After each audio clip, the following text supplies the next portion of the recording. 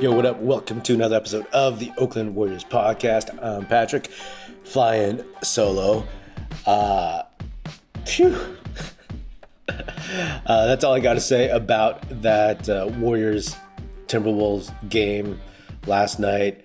I got to admit, I was just kind of like watching in the background. Game had just started. I was folding some laundry, and then all of a sudden I hear Fitz and Clint Azubuike on the broadcast is, Klay Thompson, and I tuned in and I was like, what's happening here? Klay, Jaden McDaniels getting tied up, Draymond coming in, saving Klay from Rudy Gobert, all this, that, and the other, and it was wild. And I'm not one of those types who loves to watch a fight or altercations or anything like that. I'm not a WWE wrestling fan or anything. Not that there's anything wrong with it, but honestly, I don't care that the Warriors lost. That doesn't matter to me because I think that they found something. I think that despite losing 104-101 in an effort by the rest of the Warriors, not named Steph, Draymond, or Klay, because Steph was out with a sore knee and Dray and Klay got ejected, the Warriors found something in themselves and also specifically in Brandin Podziemski. I said this last episode. I said this a few times this season already. I thought that him in the summer league and preseason, that he, was a project. He was going to be another one of those guys like a Nico Mannion, like a Ryan Rollins, who was for the most part just going to get a lot of G League time and then maybe some garbage time during the season. But he's proven so far that he's different. He's different because I said this as the season went on and as I saw him more and more. And Steve Kerr actually used this same word before the game yesterday, cocky.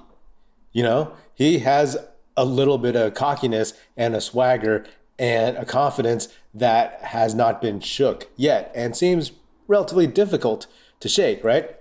When Nico Mannion came in here, again, just comparing like a young, inexperienced guard who left college early, he looked out of sorts. Ryan Rollins never got on the court. He was injured, and when he did get on the court, he showed some basketball acumen and some skills, but he didn't know how to play the game the way an NBA player, particularly a player on this Golden State Warriors team, needed to know how to play. Podziemski knows how, right? We're seeing it right here. And I think that his coming out party, if you want to call it that, I mean, that's enough for me. I'll take an L if that's what we get. Just a couple of days ago, people were talking about how the Warriors, two rookies, they were pretty good. They were able to contribute. I said that they showed out real nicely in a G League game just last week. But a lot of folks, myself included, were like, oh, Trayce Jackson-Davis is going to be more of the guy that contributes this season, whereas Podziemski, he's a little bit behind. But, fast forward a couple of days and you see that Trayce Jackson-Davis is still fine. He had some mistakes, some rookie flubs against the Wolves, but Podziemski is right there. And I mean, I'm really impressed, right? And for all of the hand-wringing that we as Warriors fans have had this season, short season so far, and we will have because that's what fans do, I continue to give Mike Dunleavy a ton of credit for, trading Jordan Poole, bringing in Chris Paul, and then making these two draft picks. We are so used to seeing rookies who are not able to stay on the court with this core, this championship core of the Golden State Warriors. But these guys can. Obviously, Trayce Jackson-Davis, a 4-year dude out of Indiana, 20-10 his senior year. And then Podziemski, who did not play 4 years, but has the moxie, I keep using that word for him, and savviness and skills to actually contribute. So, we've seen other teams have these young guys who can come in and surprise. And I'm just really, really glad the Warriors finally have one of those dudes who is a little bit of an X factor now. You know what I mean? Now there's another guy you can go to, another young guy.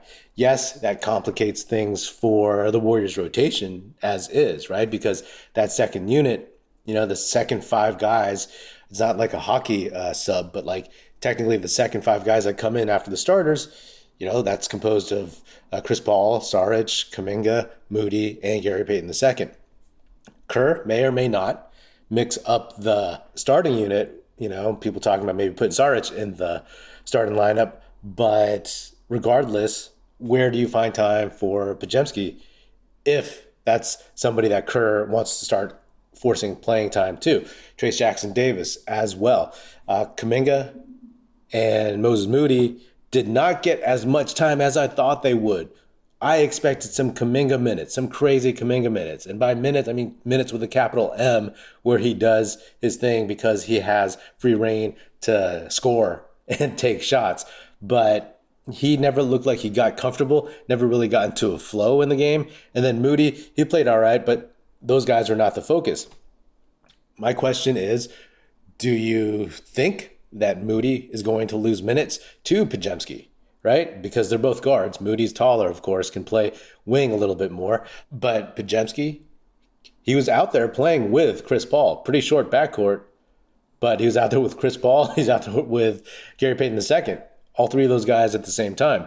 So Steve Kerr has some options, some things to think about moving forward. And then with Kuminga, is it something where maybe you give Kuminga fewer minutes, you give those to Moody? Or does Kerr start giving Trace Jackson-Davis some of Kuminga's minutes as a 5, but then move Saric down to the 4?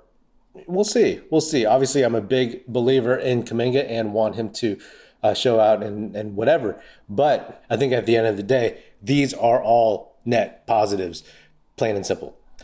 I'd also like to think that this woke the Warriors up in general, right? Steph, the only guy who had been playing at a very, very high level consistently this season, was out, as I said.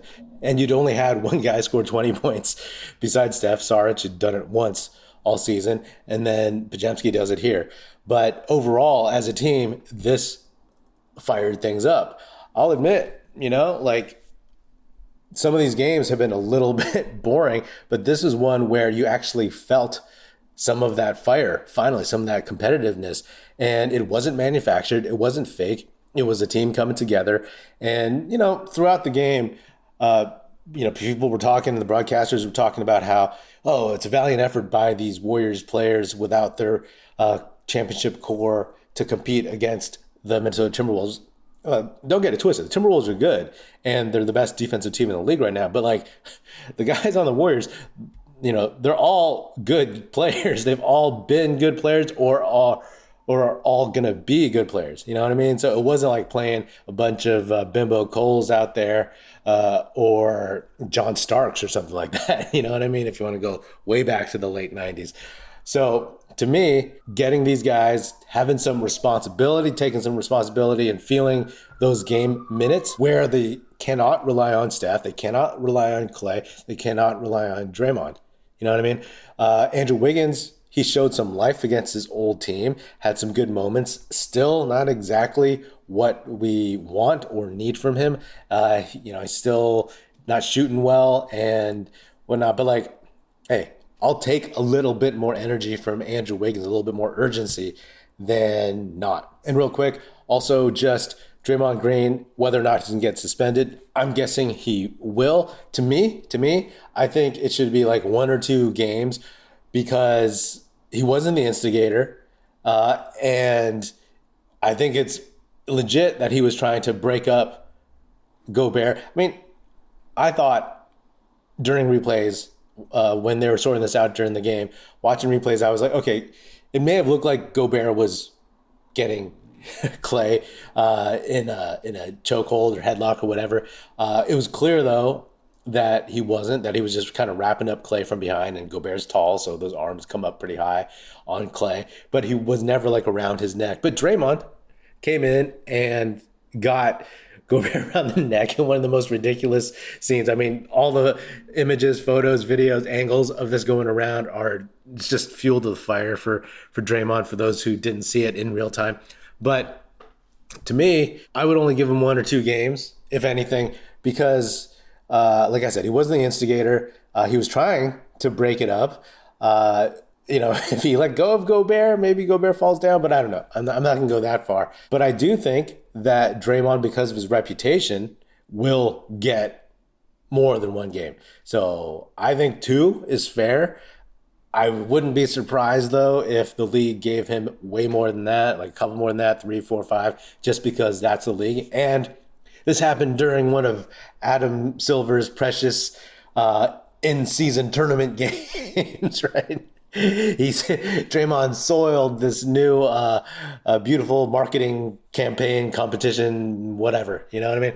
So if that's the case, then whatever. But it's okay. It's okay. It's still mid-November. And if this brings the team together a little bit more, not that they were separate, you know what I mean? But if it brings the chemistry even tighter and grows what they've been building so far, sure, I'll take it. You know what I mean? Draymond's going to lose some money because of suspension. Hey, don't count the money in somebody else's pocket. I got to say also, this is why Warriors fans have loved Draymond Green, right? Like the ability for him just to drop of a hat, come in and protect a teammate. That's what you want to see. You know what I mean? Every team needs that. And I've talked about how Draymond stuff off the court, stuff with Poole, stuff with, just in the media all the time talking about last season. Like that bugs me. But I've always said in between the lines, I'm pulling for Draymond Green. And when I saw that, that made me go like, yeah, that's what you want to see from Draymond. And, it is what it is. Couple games against OKC coming up. Those will be tough because OKC is a good team. We've seen them. They're young, they're hungry, and they're looking to always come after all the best teams, including the Warriors. So the Warriors are 6-6, but I'm okay with that. I'm okay with that right now. Yes, the problems did not get solved. The problems of size, the problems of certain guys not stepping up, but hopefully this has woken them up collectively. Maybe some players more than others, but at least they basically had their morning coffee. I'll take that.